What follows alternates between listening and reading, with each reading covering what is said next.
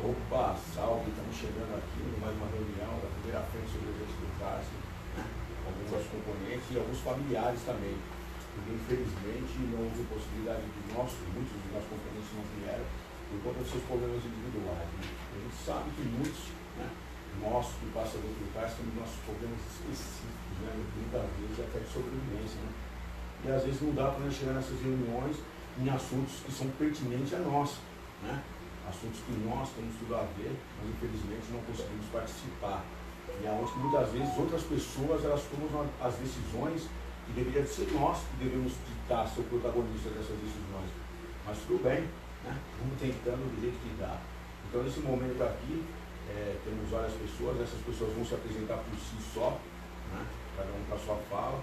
Então temos familiares, que todos aqui são familiares diretamente, né, de quem passou pelo cárcere ou está no cárcere e sobreviventes que passaram no cárcere, né? Então é isso, né? Seja bem-vindo, sei que aí de pouco em pouco estão colando aí todos aí na nossa rede, né? Seja bem-vindo. Estou de longe aqui, não estou nem enxergando o telefone, mano, eu também está louco assim, óculos ainda, mas o bate-papo não vai ser preciso saber quem está chegando, porque todo mundo vai ter acesso a essas informações que são à vista do ponto, né, sobre um assunto super relevante, um assunto super que está sendo pautado, um assunto que fala muito sobre nós e sobre nós, o que nós passamos e os nossos que estão passando ainda, né? Então é isso. Agora eu vou passar aqui a voz aqui para a nossa querida companheira aqui dar uma palavra e vai falando de pouco em pouco. Oi gente, boa tarde. Eu sou Nádia, como vocês? Eu sou Nádia, tive um familiar que ficou dentro do sistema também. Hoje estou aí na luta para trabalhar, enfim, sobretudo aí no território do Carandiru. E estou muito ansiosa por essa conversa.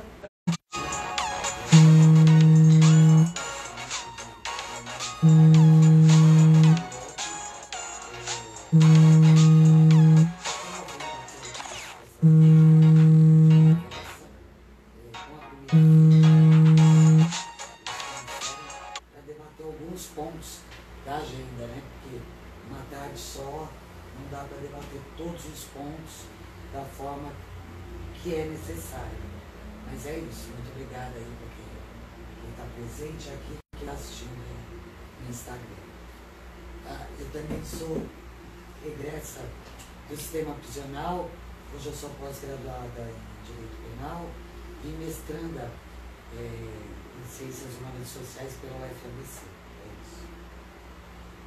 Boa tarde a todos, meu nome é Walter Luiz, também sou regresso do sistema prisional, faço parte da primeira e única frente, né, de sobreviventes do cárcere, faço parte da direção do IREC e estamos aqui, né, para fazer essa reunião e discutir um trecho muito importante, que é a proibição da privatização do sistema prisional. Isso é um assunto que é um tema muito importante, né, porque tem alguns folclores que o pessoal coloca, que o preso custa 2.700 e o pessoal acha que chega para o preso esse valor, e é mentira. Então, muita coisa muita mentira tem aí no meio desse caminho e eles querem agora deixar completa essa mentira, né? Eu sou totalmente contra. Para que toda a galera saiba, né? Esse assunto aqui está sendo colocado aqui em primeiro momento, aqui, muitos que aqui estão nem sabem o que nós vamos debater, né? Porque a gente está vendo assim, a pessoa ela vem do nada, ela vem com o ponto de vista dela nu e cru, né? Que ela acha a respeito disso, que é um assunto super pertinente. E foi um assunto tipo, a gente vamos fazer uma reunião e vamos falar sobre tal coisa, né? Vai ser lido aqui todos os pontos da frente, hoje a frente está com 11, né? Mas nós só estamos com os 10 aqui por enquanto, né? Então, pela agenda, né? A agenda pelo encarceramento, ela tem 11 pontos, nós estamos com os 10, então nós vamos ler os 10, mas nós não vamos debater esses 10 igual a nossa companheira acabou de falar aqui. E essas pessoas que aqui estão, elas vão simplesmente explanar, ser legado qual que é a visão delas sobre esse assunto. Né? Não é uma coisa, você tá ligado, que estudar, uma coisa que pararam para pensar, uma coisa que sabe que nem alguns especialistas vêm e traz, né, daquela época lá. E é isso aí, vamos continuar nessas apresentações aqui. Boa tarde a todos e a todas. Meu nome é Paulo Rogério Bernardes, sou advogado, faço parte da Comissão de Direito Penal da OAB, subseção Nossa Senhora do Ó. Também faço parte da Comissão Especial de Políticas Criminais e Penitenciárias da OAB de São Paulo. Dentro dessa comissão, faço parte do núcleo de inspeções penitenciárias e também de apuração de denúncias. Fui convidado, lisonjeado, convocado para participar do que? Da primeira e única frente de sobreviventes do cárcere, porque também passei pelas mazelas do cárcere. Certo? Estamos aqui para debater o assunto que o meu amigo trouxe, de maneira bem pertinente, e vamos mostrar aqui o nosso pensamento de dentro para fora. De dentro para fora. Se nós se nós estivermos na mão do Estado cumprindo pena, imagine na mão do empresário que visa lucro. Mas não vou dar spoiler. Muito obrigado, depois a gente conversa. Meu nome é Denise, eu faço parte da direção de IREC, também sou familiar de egresso, do Maurício Monteiro, sou irmão dele. E estamos aqui também para ver o assunto que vai ser abordado, para mais conhecimento.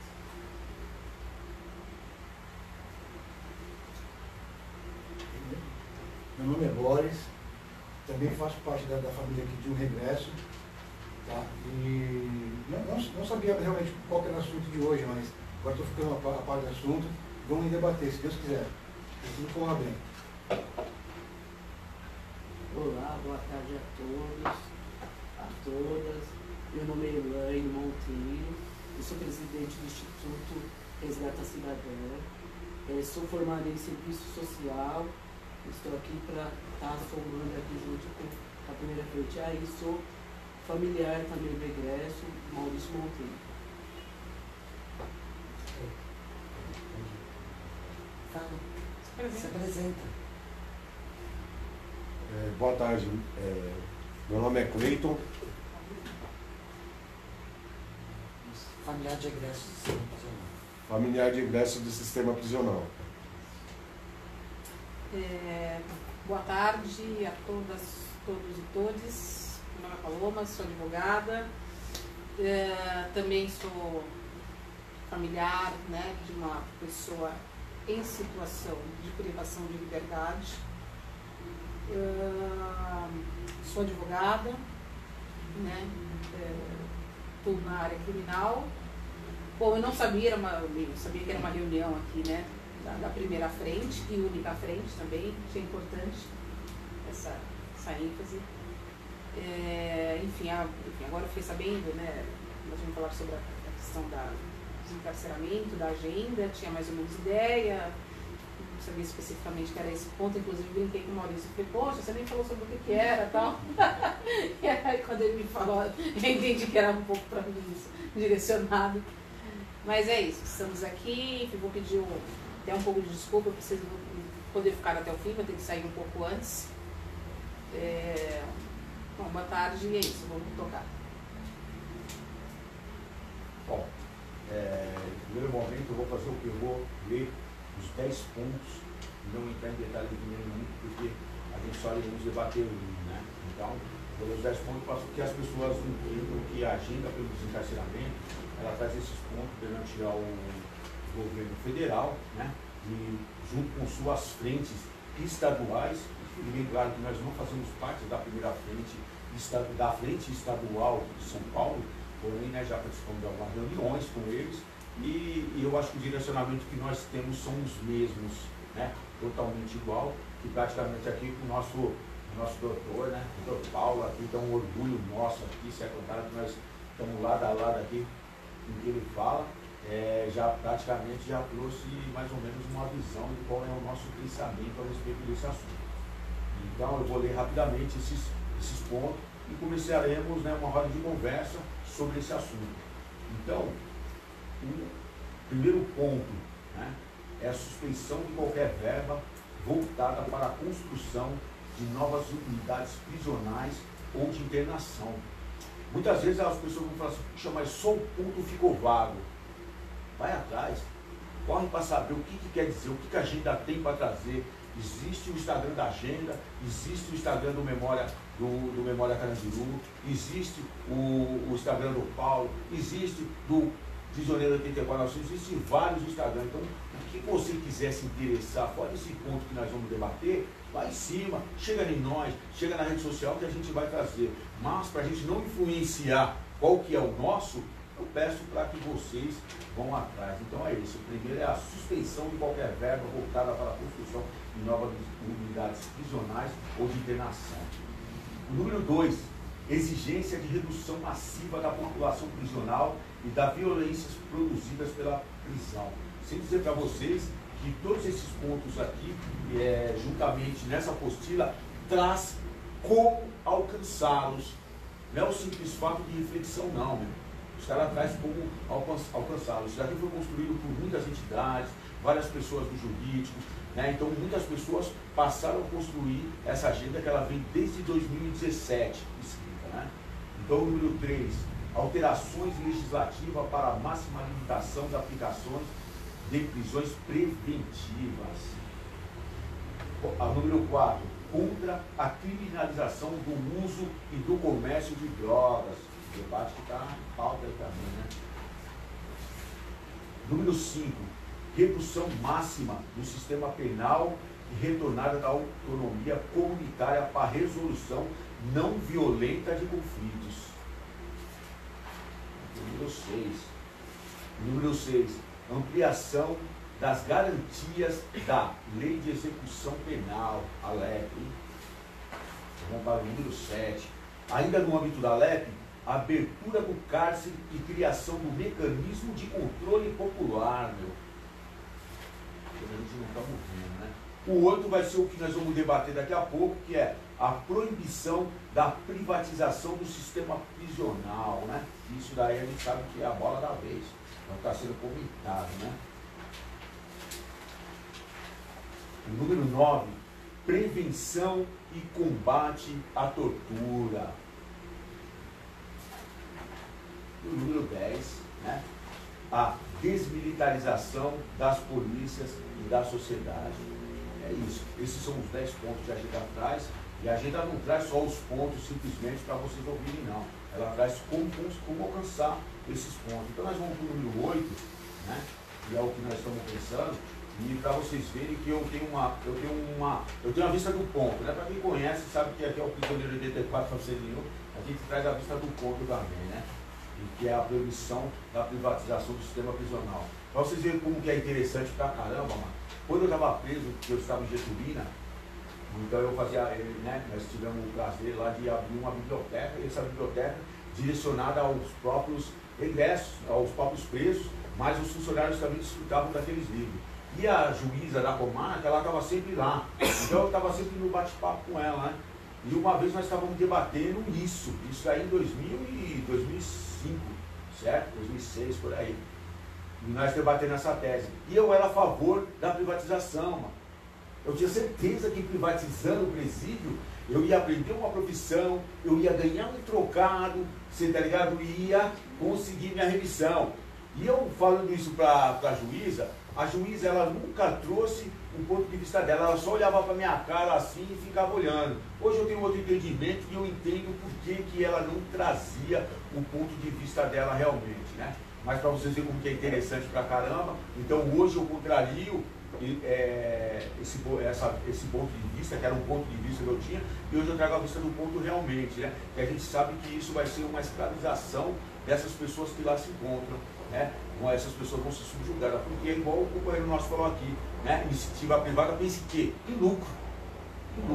Então não importa, você tá ligado, se o preso vai sair ou se não vai sair, se ele vai ter uma ressocialização, conforme dizem ou não. O que importa para eles é eles terem o lucro, terem dinheiro, né? E naquele momento, para vocês verem, eu nem pensava nisso, mano. Eu olhava assim e falava, pô, eu vou aprender uma profissão. E, poxa, a gente vê a precarização até de trabalho, até de quem está aqui fora, imagina quem está lá dentro, né? Então, eu trago só esse pequeno embate, e a gente, conforme a gente for falando, né, a gente vai entrando no assunto e entrando aqui também o que a frente traz a respeito desse assunto, né? Alguém quer dar uma palavra? Se alguém quiser, o mecanismo está falado aqui, ó. Alguém quer falar alguma coisa a respeito? Acho que sim, realmente está uma pauta bem forte. A gente está discutindo a privatização do transporte público, né? Então também acho que é um ponto, né? E até bem aqui descrito no 8º ponto, que é a qualidade, entre aspas, desse serviço. Tipo, fica muito evidente, a gente usando o transporte público já percebe que quando privatiza, né, tem aí a questão do lucro, fica a oferta desse serviço fica pior. Aí eu pensando, tipo, a gente já vê esse absurdo que é dentro dos presídios e, tipo, ficar pior, tá ligado? É isso que a gente quer. Enfim, é bem trazer esse ponto, assim, o quanto que a privatização também ela precariza ainda mais, e aí no caso dos presídios precarizar ainda mais algo que já é, tipo, enfim, totalmente precarizado, né? Bom, como eu disse, eu não sabia que era uma reunião da primeira frente, não sabia especificamente o que era, né, Maurício? Então eu não preparei nada, mas pensando... Se tivesse preparado, estava fácil, né? Exatamente, estava mais fácil. Boa. Bom, mas pensando agora, ouvindo aqui a fala de todos aqui, todas, pensando numa questão mais pedagógica, né, sobre um tema que é extremamente complexo, né, pensando aqui algumas provocações, né, para a gente pensar, porque a questão do encarceramento, ela está extremamente relacionada com uma questão racial, né, racismo, né, pensar também nessa questão de como foi constituído a nossa escravidão, essa colonização aqui, todo esse processo, que é um processo diferente, né, tem peculiaridades diferentes de outros lugares, como os Estados Unidos, que a gente usa muita referência, né, pensando nesse processo de escravização, né, nesse sequestro de pessoas do continente africano para cá, pensando em nós, diáspora, né, e nessa pós-abolição, né, todo esse processo que aconteceu, inacabada, e relacionando com a questão do encarceramento. E aí a gente precisa pensar também, né, o que é esse sistema capitalista, né, e aí pensar nessas questões que são profundas, né, do que seria isso, nessa questão do lucro. Enfim, eu estou aqui viajando e pensando em como a gente pode conversar e debater isso, pensando inclusive no caráter pedagógico mesmo, né, quando o Maurício ele fala, né, quando ele estava preso, acho que foi em Getulina, né, se não me falha a memória agora, você comentou. E eu nem sabia, inclusive, dessa história, né, que você, enquanto preso, você era a favor da privatização, né? E aí é por isso que eu penso que a gente precisa pensar isso, começar a trazer essa discussão no caráter, né, uma forma pedagógica mesmo, né, histórica, sabe? Porque não dá só para discutir sobre, sabe, por que é a favor ou contra, né?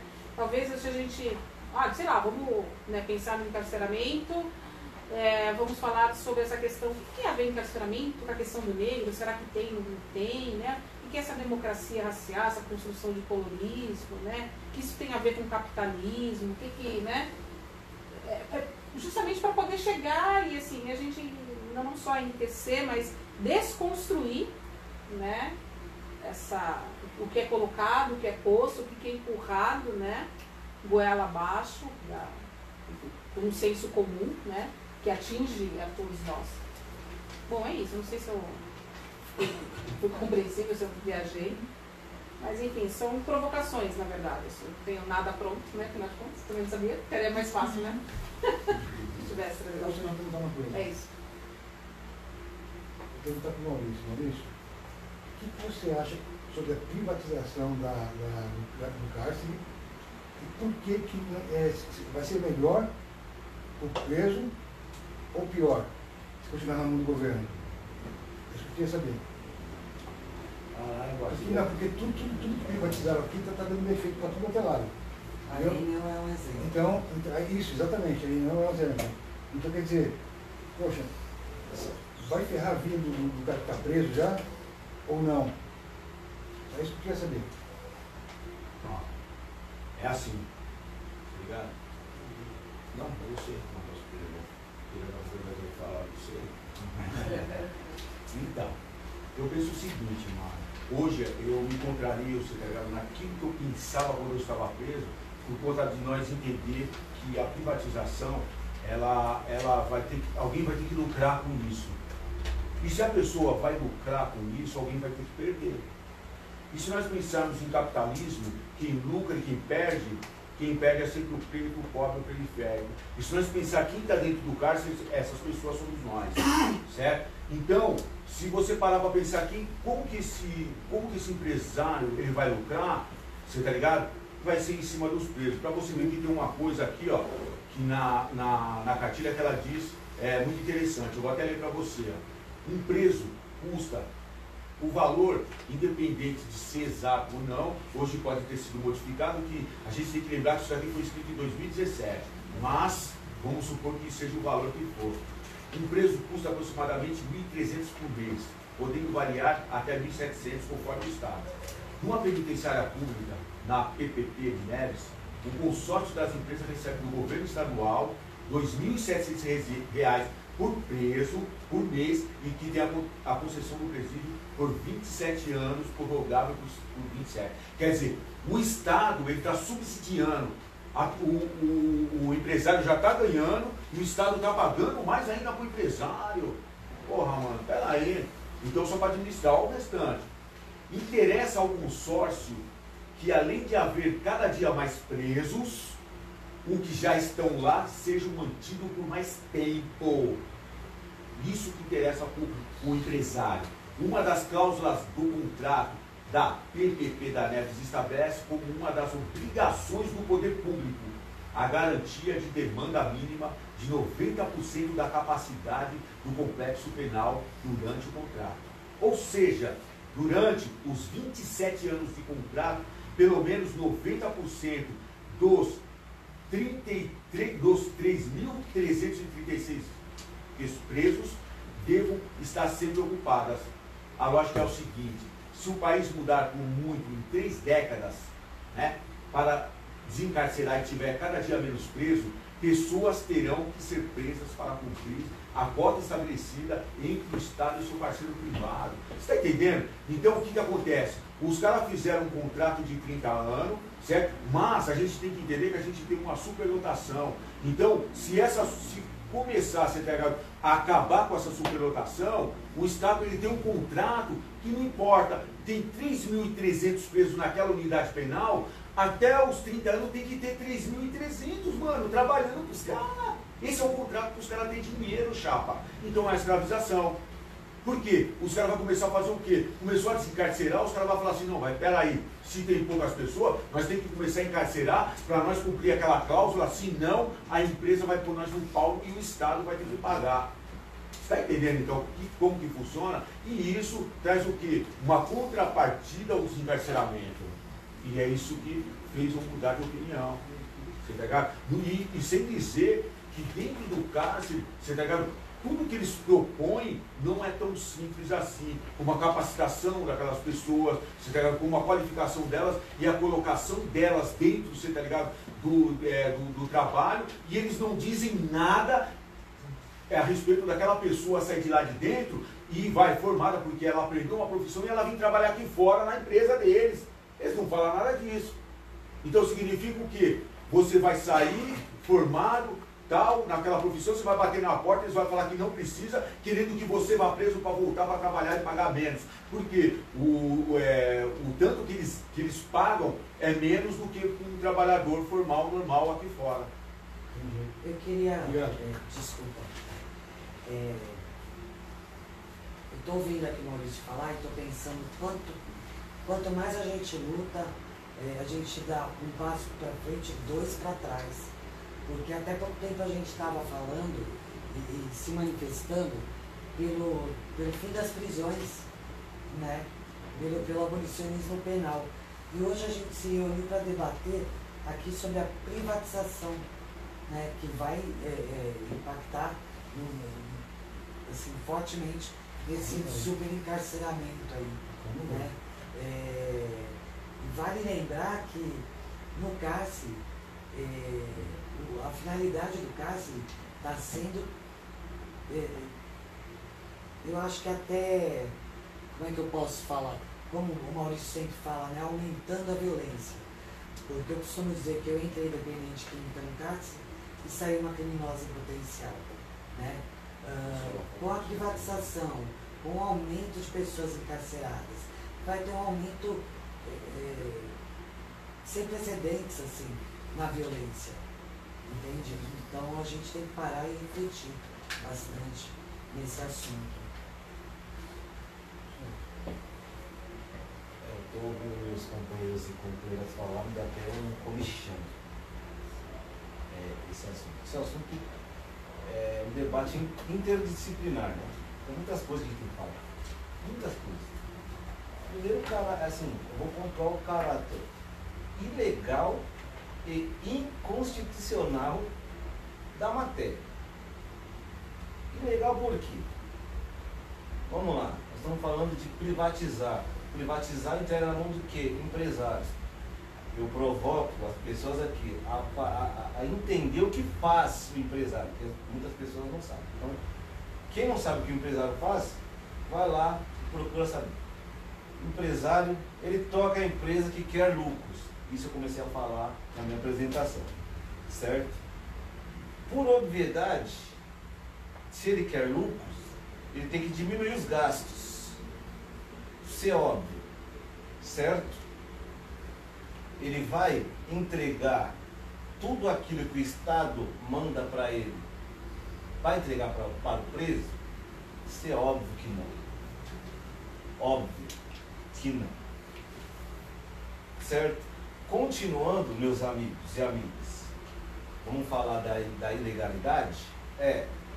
Se o que está proposto, nós temos um número adequado, um número já pontual de presos que tem que ter nessa PPP, quase que eu falei uma palavra agora. O que eu quero dizer com isso? Eles vão ter que manter pessoas presas. Como se faz isso? Você mantém uma pessoa que já atingiu o lapso, já atingiu o recurso objetivo para ir embora. Como? Vai encaixar ela lá no artigo 50 da LEP. Falta disciplinar de natureza grave. É isso que acontece. Aí está o caráter ilegal desse debate que eu estou falando, que a gente está suscitando aqui. Um deles, na verdade. Agora, falando da inconstitucionalidade, o poder, dever de punição é do Estado. É do Estado.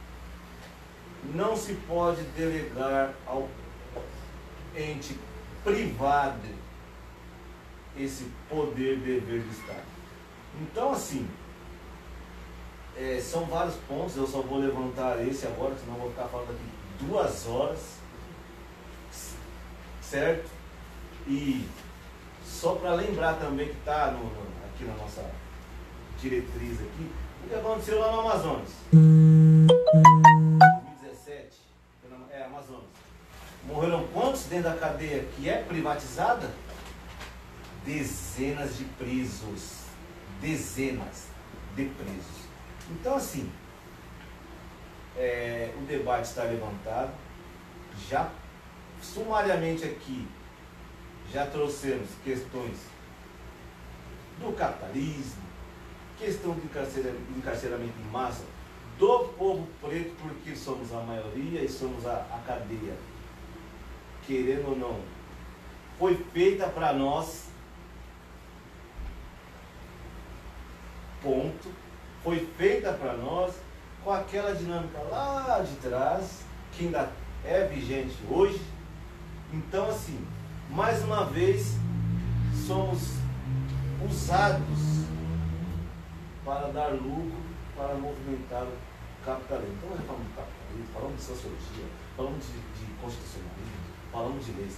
E assim, e tudo nos leva a afirmar que privatização dos presídios é totalmente, vamos dizer, totalmente incabível para um Estado democrático de direito. E é isso. Só para trazer aqui as pessoas, né, para que saibam que a PPP é a parceria público-privada. Quer dizer, já tem em andamento, hein? Vamos procurar saber, né? Bom, isso é um assunto complexo, né?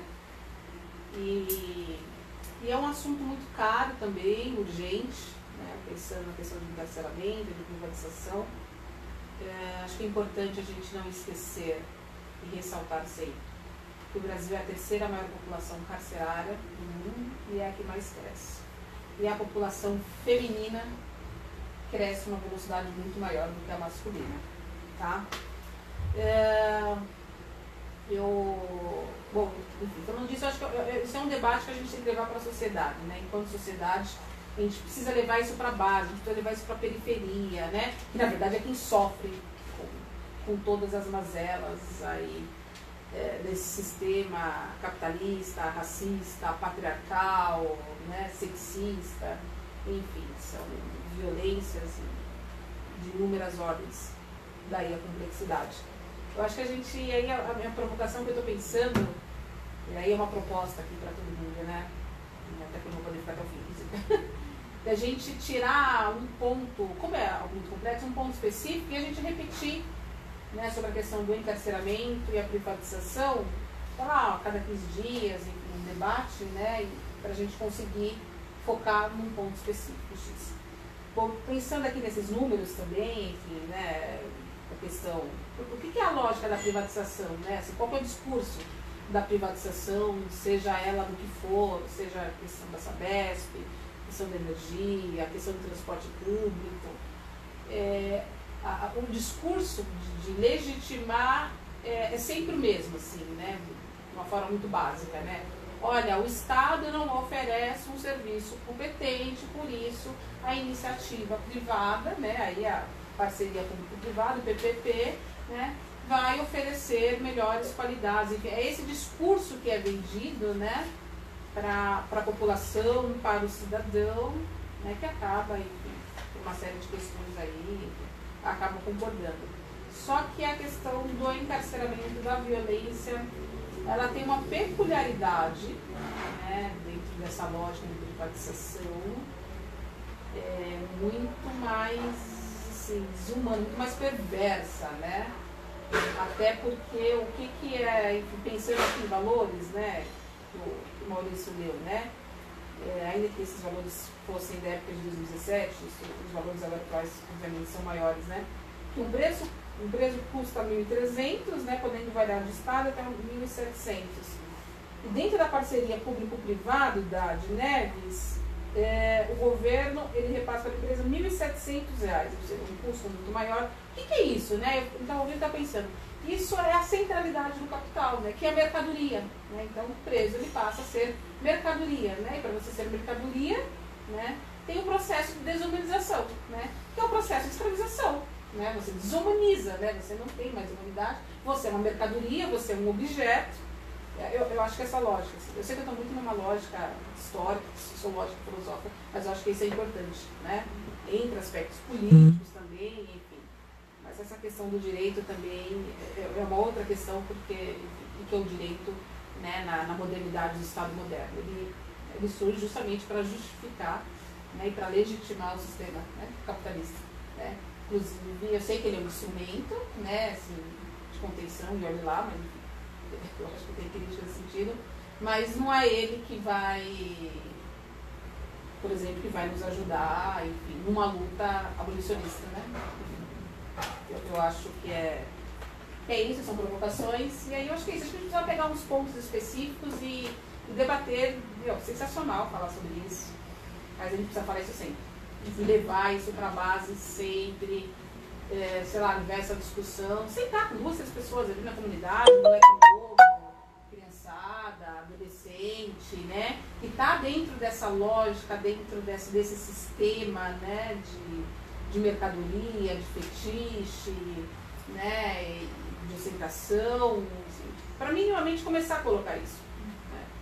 Para começar a fomentar isso, essa discussão na base. É isso. Doutora, Foi mal. Foi mal. Aí eu não consigo. Foi mal. Será, eu falo, será que esse cidadão que está lá, é ele que está na ponta com a arma, com o bico na cara dele, será que ele entende isso daí? Lógico que não. Mas Ele não entende de forma nenhuma. E eu vou falar o porquê que eu vou chegar onde você está. Doutor, me provoca. Eu tô provocando todo mundo. Essa A ideia é provocar todos nós, na verdade, né? Esse rapaz barra menina que eu falei agora, ele acha muito dinheiro, R$1.700. Ele acha muito. Porque o preso não tem que ter nada. É uma bola de ferro no pé, tranca ele lá num cubículo por 10 anos ou mais, se possível que ele morra lá. Ponto. Só que esse indivíduo, do sexo masculino e feminino, não entende, nem quer entender que o preso vai sair. Ele querendo ou não, o preso vai sair. Aí, ele vai sair como? Como? Ele vai devolver o quê? Trancado, por exemplo, lá no trem fantasma. Quem não sabe o que é trem fantasma, pesquisa aí, trem fantasma, Presidente Venceslau. Aí vocês vão entender o que é trem fantasma. Vocês vão ver umas reportagens aí muito loucas. Certo?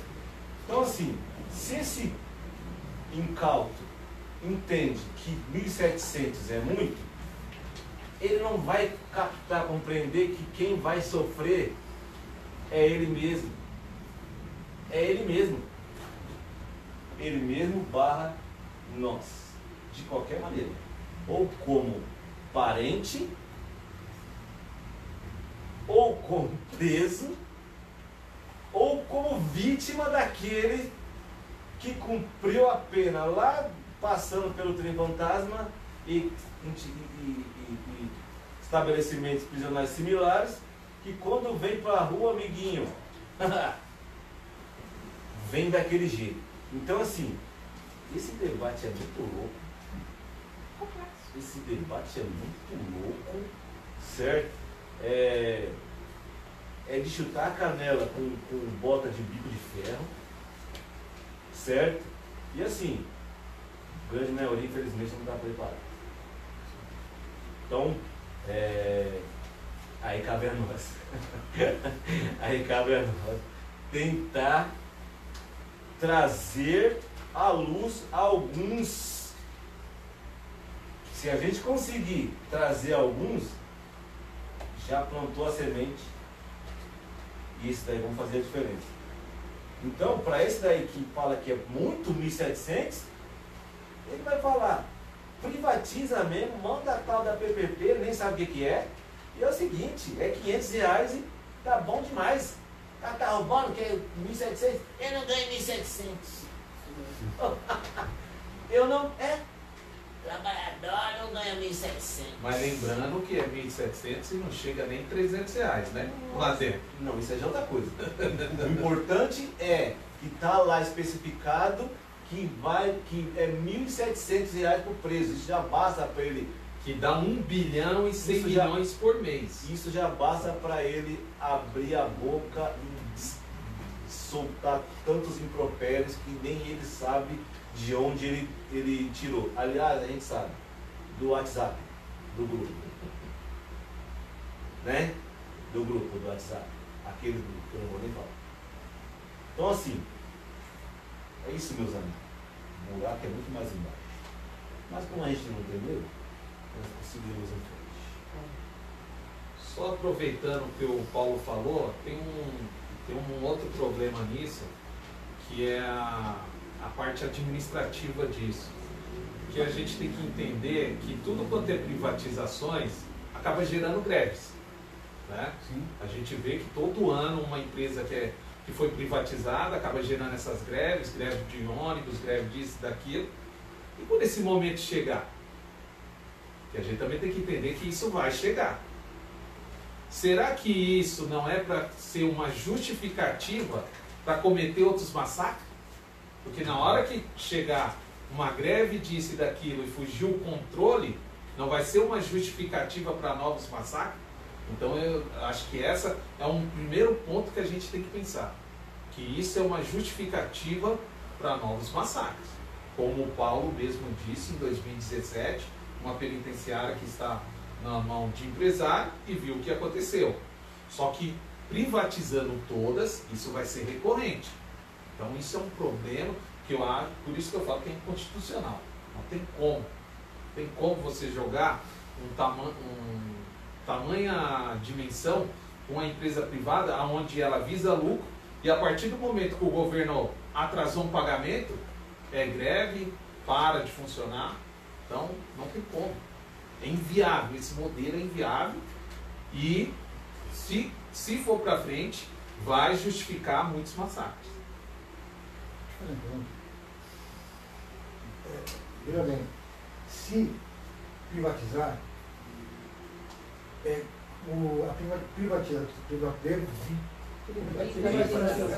isso, entortou a língua aqui. Então, o Brasil tem qual exemplo no mundo sobre isso? Existe algum exemplo de privatização feito em outro país? Para fazer igual?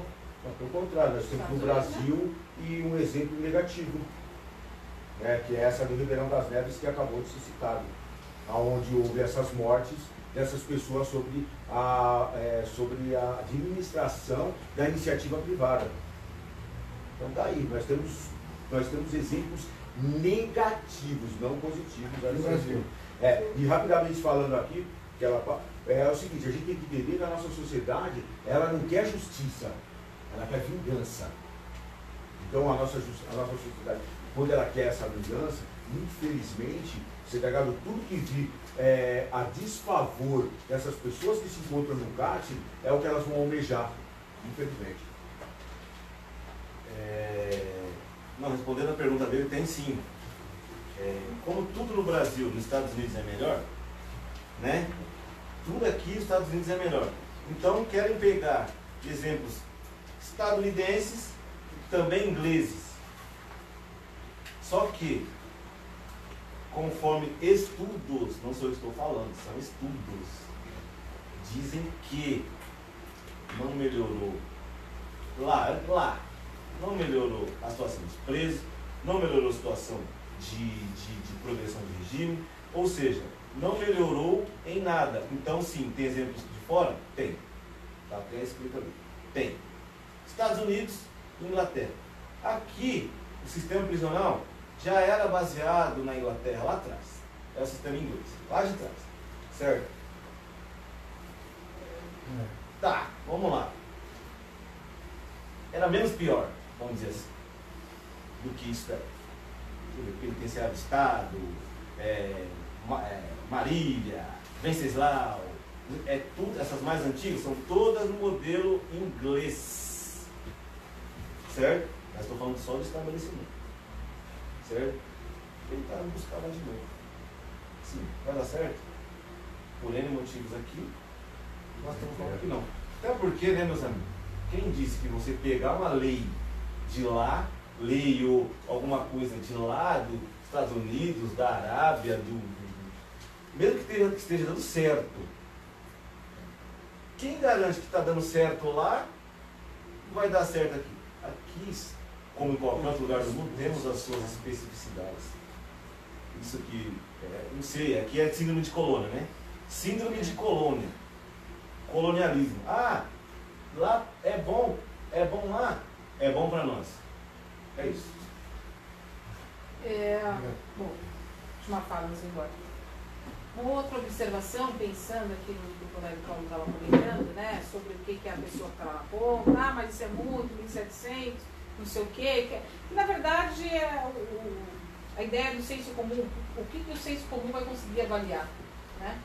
Sem informação, sem uma compreensão minimamente, né, do que tudo isso significa dentro de uma sociedade. Quando a gente está falando sobre encarceramento, sobre essa questão de sistema punitivo, né, algo que acho que a gente peca e que a gente pouco fala, assim, é o seguinte: não é que a gente está defendendo, né, a barbárie, né, não é o que a gente está defendendo, né, que cada um faz o que quiser, né, uma bagunça, né, não é que a gente está defendendo, porque também entra a questão da lógica do bem, do mal, né, que aí é todo um debate, uma construção judaico-cristã, né, nesse sentido, enquanto sociedade, que legitima também tudo isso, o senso comum, olha, são pessoas ruins, né, são pessoas do mal, e essa figura da construção da pessoa ruim, do mal, enfim, né, são as pessoas negras escravizadas, são nesse lugar, tem tudo isso. Então a gente tem que deixar também pontuar, nunca esquecer de dizer o seguinte: que prisão, ela não resolve problemas sociais, elas não resolvem os problemas da sociedade, né? Então a gente precisa discutir, né, uma vez que a gente está falando sobre o fim do encarceramento, sobre o abolicionismo, pensar em formas e meios de solução de conflito, né? É óbvio que eu não tenho resposta, acho que ninguém tem, né, enfim, mas é algo que enquanto sociedade a gente precisa se propor, né, não só dentro de academias, né, mas a gente pensar nisso, sabe? De repente eu estou falando de questões muito simples, de repente dentro de uma comunidade que pode estar acontecendo, né? Sei lá, às vezes uma discussão ali, um bar de vizinho, né? Como é que a gente resolve isso, né? Como é que comunitariamente a gente pode pensar em soluções de conflito, né? Porque aí a gente parte do micro, né, e a gente vai avançando. E é isso. Repetir mais uma vez, né? Falar de não encarceramento, né, de abolicionismo, não é, né, concordar e achar que tudo bem roubar, que tudo bem matar, assim, né, assim, não é nada disso. Na verdade, é procurar formas efetivas de soluções de conflito dentro da sociedade. E esse sistema, essa lógica, na verdade, apenas legitima, na verdade, né, a lógica da violência que é provocada pelo próprio Estado, né, que tem uma finalidade de lucro, lucrativa, né, que é a questão da mercadoria, que é central, né, dentro disso tudo. A gente precisa entender isso. E não é difícil, viu? O problema é que a gente não tem acesso. Porque eu não nasci sabendo. Alguém aqui nasceu sabendo sobre alguma coisa disso? Não sabe, não. O pessoal não sabe, mas não é porque não tem capacidade. É porque isso não chega.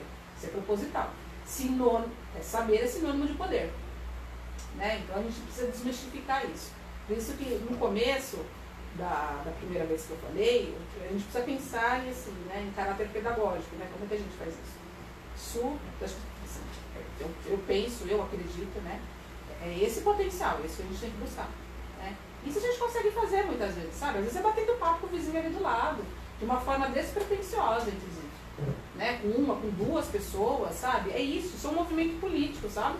Acho que é isso que a gente precisa fazer. Bom, gente, é isso. Eu preciso sair. Não vou poder ficar mais, adoraria cada um. Né?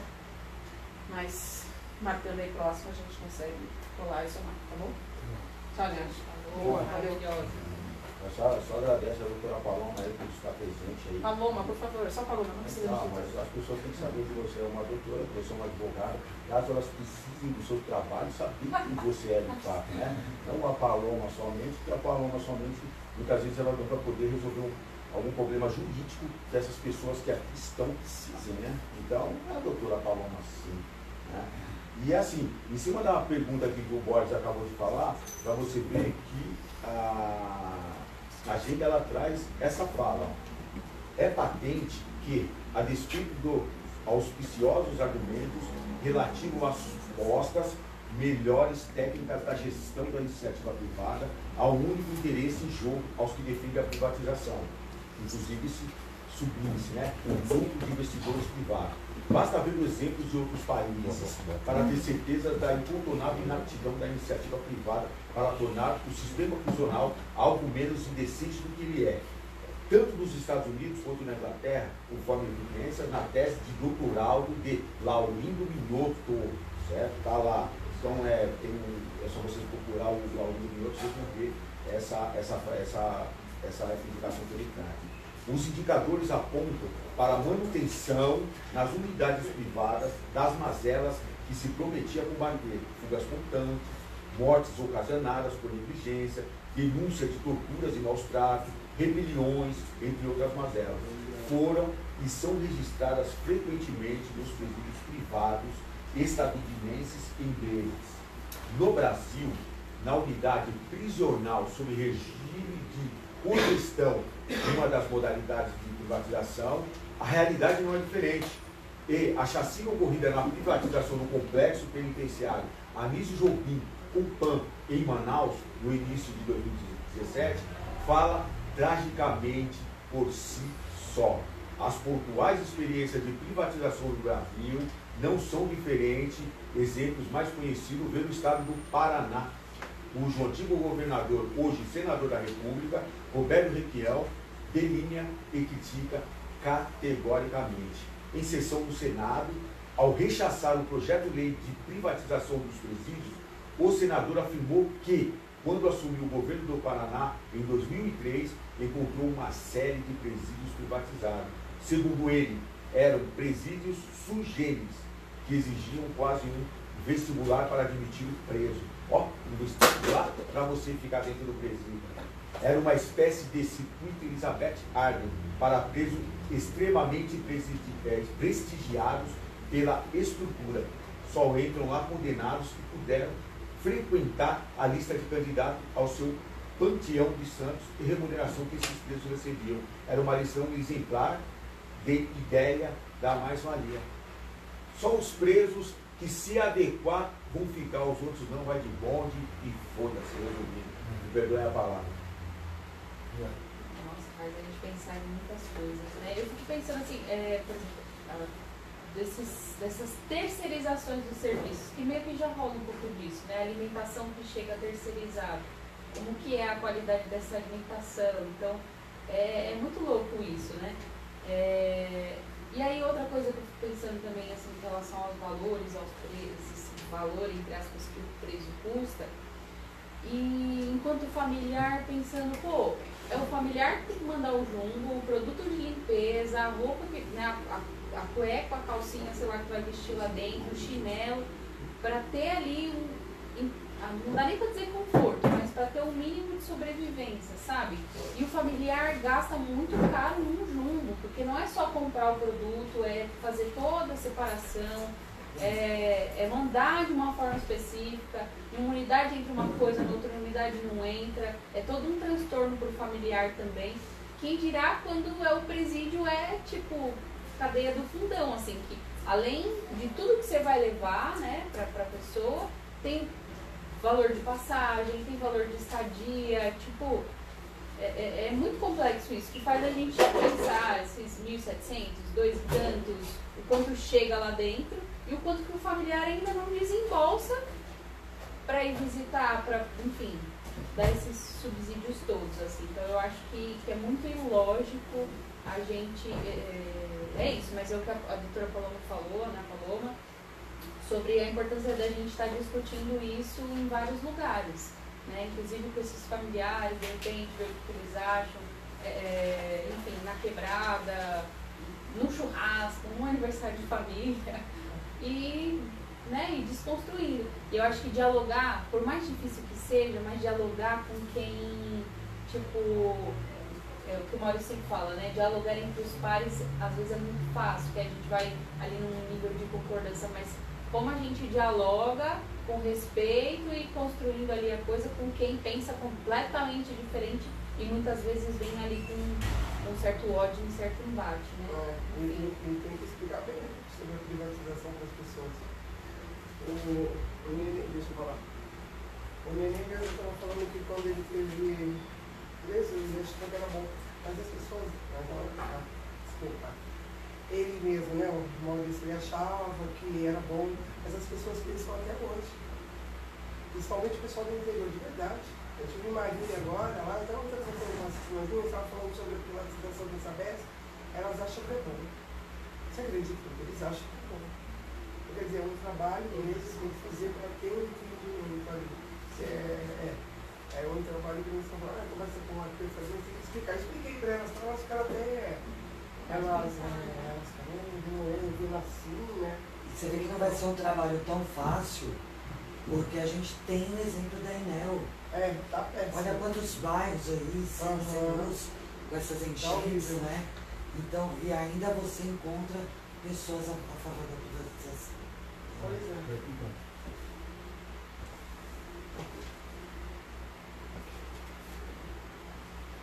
Bom, é assim, nós já estamos no tempo final.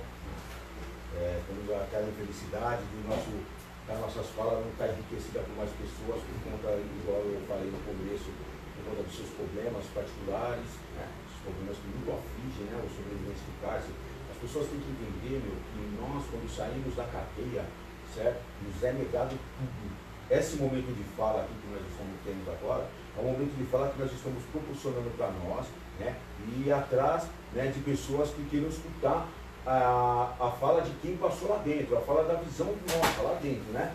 Então, é muito difícil isso, porque as pessoas querem, né, aquelas pessoas que estudaram, aquelas pessoas que têm o conhecimento teórico, acadêmico, porém, né, elas não querem escutar ou pagar por essas informações. Elas acham que devem pagar para aquelas pessoas lá. Não que a gente esteja correndo atrás de capital, mas nós devemos entender o seguinte, né? As pessoas têm que sobreviver, as pessoas têm que comprar remédio, as pessoas têm que se alimentar, as pessoas têm que ter o dinheiro da condução e principalmente os sobreviventes do cárcere que não tem esse espaço, não tem aquele trabalho. Quando batemos numa porta para pedir um emprego, né? Eu chegar lá, se vocês olharem a parede aqui, temos vários diplomas aqui, igual vocês escutaram, muitos que aqui estão, né, diplomados, mas quando nós batemos numa porta, existe totalmente uma dificuldade dessas pessoas, elas entenderem que nós só queremos trabalhar, nós quer dizer não ao crime. Mas as pessoas, elas não querem, né? Querem que nós continuemos no crime. As pessoas não entendem que querendo que nós continuemos no crime, elas podem estar provocando que ela ou alguém dela seja a próxima vítima, mano. Tem que parar para pensar isso, falar que esse cara aí tem que continuar no crime até morrer. Calma, mas antes de eu morrer eu posso matar alguém, eu posso cometer algum crime. E quem será que vai ser essa pessoa? Então as pessoas, elas têm que parar para entender isso, né? E dizer, e olhar para essas pessoas que aqui se encontram, certo? E deixar nós com igualdade e com equidade. Isso é o que nós sempre pedimos, né? Então essa reunião, né, essa e muitas outras que virão, né? Teremos também uma reunião que vai ser só pessoas que passaram no pavilhão 9, aquelas pessoas que são sobreviventes, que nós vamos debater até já aquela respeito. Porque sobre nós, quem fala é nós, mano. Não vem com papo furado, não, porque nós estamos se unindo para nós não ficar escutando um papo furado, não. E não é uma revolta assim, mas é uma revolta direcionada, certo? A melhoras de quem sai lá de dentro. Porque se nós pensarmos nessa melhora de quem sai lá para dentro, nós temos o pensamento que nós vamos diminuir a violência. Ó, vamos diminuir a violência, Zé Povinho, não é isso que vocês querem? Então é isso que nós estamos tentando trazer, certo? Essa diminuição da violência, tanto para nós, que somos a maioria dentro do cárcere, que é preto, pobre, periférico, que não é mimimi não, certo? Tanto para nós como para as pessoas, certo, que se dizem, né, de família, que se dizem pessoas ribadas, de pessoas que nunca cometeriam crimes e que são as vítimas, tá? Então é isso que a gente procura trazer, né? É isso, e a minha fala eu encerro agradecendo aí a todos, todas e todos que aqui se encontraram, né? E solidarizando com aqueles também que não puderam estar por motivos, né? E ao mesmo tempo agradecendo aqui o nosso companheiro aqui, o Dr. Paulo. Eles não gostam de ser classificados como Dr. Paulo, mas eu adoro chamar de Dr. Paulo porque foi uma corrida para a conquista. Ele sabe das dificuldades e nós também sabemos das dificuldades, certo? Porque por menos a gente tem várias dificuldades. Então nós imaginamos as dificuldades que essas pessoas têm sim para conseguir o seu espaço e todo dia está tentando conquistar. O playboy que está lá em cima, aquele cara que tem dinheiro, que é chamado de doutor, sabe aquele cara lá que não tem nem conhecimento tem, e ele é chamado de doutor, esse daí tem que olhar humildemente e falar, não, não chama eu de doutor não, que eu vou olhar e falar, não, mas você não é doutor mesmo, sangue bom. Se liga, esse aí sim, você tá ligado? Porque ele não alcançou nada. Ele não buscou nada, simplesmente ele veio de uma época de uma colonização que a sua família vem trazendo os seus bens até hoje. E quem sabe ele não vai ser o cara que vai gastar todos esses bens, hein? Ainda mais na droguinha, né? Cheirando, tá ligado? Então, quem sabe não vai ser ele. Então, isso daí, ele que tem que ter essa humildade e falar, não, não me chama de doutor não, porque não vai ser chamado mesmo, né? Mas aqueles que conquistam, que correm atrás do seu diploma, que correm atrás da sua educação, do seu conhecimento, tem que ser valorizado sim. O professor tem que ser conhecido como professor. Porque se a gente não tivesse um professor, ele ia gostar metendo o dedo, viu? Ah, faz um barato lá de professor, ele mete o pau. É, professor, fica tumultuando. Mano, vamos lembrar, se não fosse professor, nós tava pondo o dedão lá, não sabia nem assinar o nome, não sabia nem ler o nome. Então, essa profissão é uma profissão que ensina muitos outros e a gente tem que saber valorizar essas pessoas. É isso. Quando você falou metendo o dedo, eu pensei que era aqui. Porque também tem essa, né? Se não tivesse professor, a gente também, talvez não tivesse com o nosso ódio organizado. Mais alguém? Quer falar alguma coisa? Eu preciso externar mais uma vez a gratidão que eu tenho a vocês por terem me convidado para participar dessa frente, primeira frente sobre vivência do cárcere. O conhecimento adquirido ele não pode ser guardado, ele tem que ser compartilhado. E essa é a minha missão junto com vocês, certo?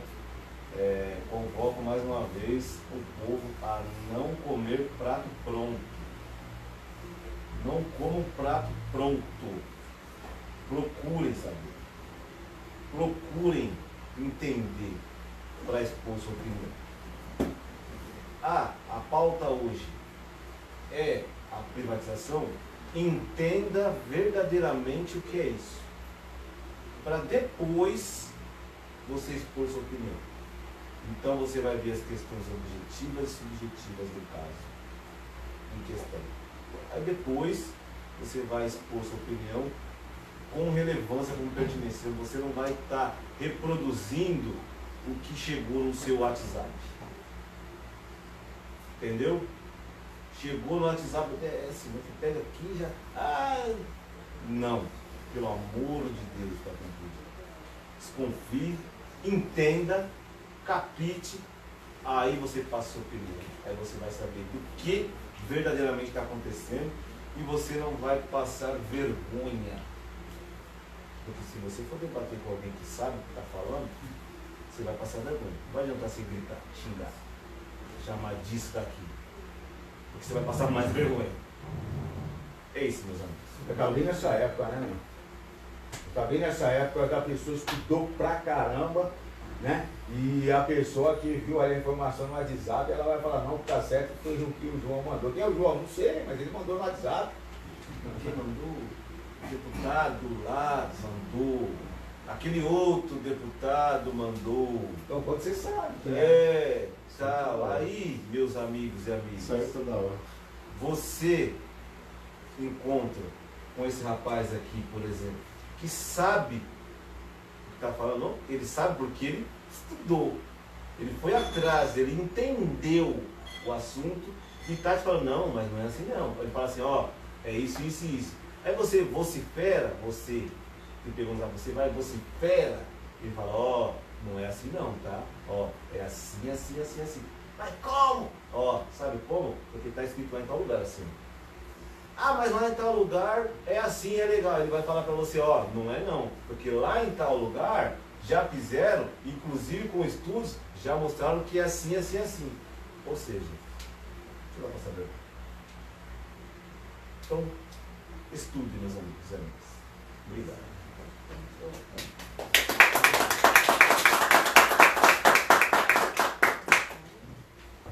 Bom, eu acho que então nós vamos encerrar essa reunião, né? Quanto tempo que nós estamos?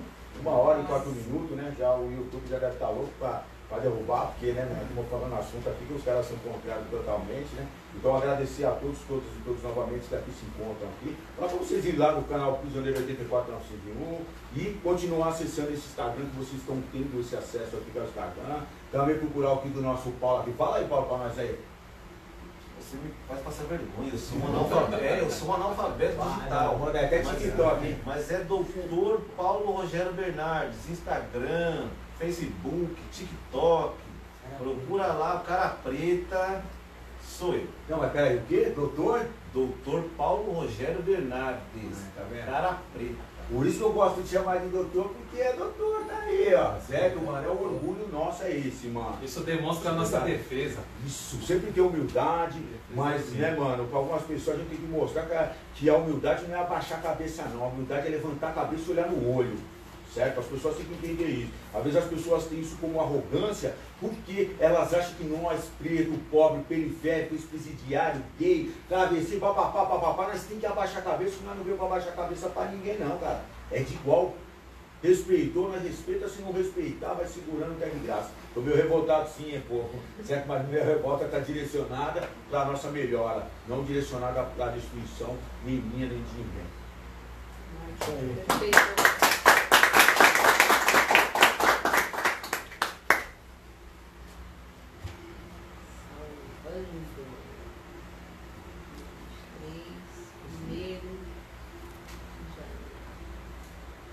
Desligue e salva. Desligue e sai agora, você salva.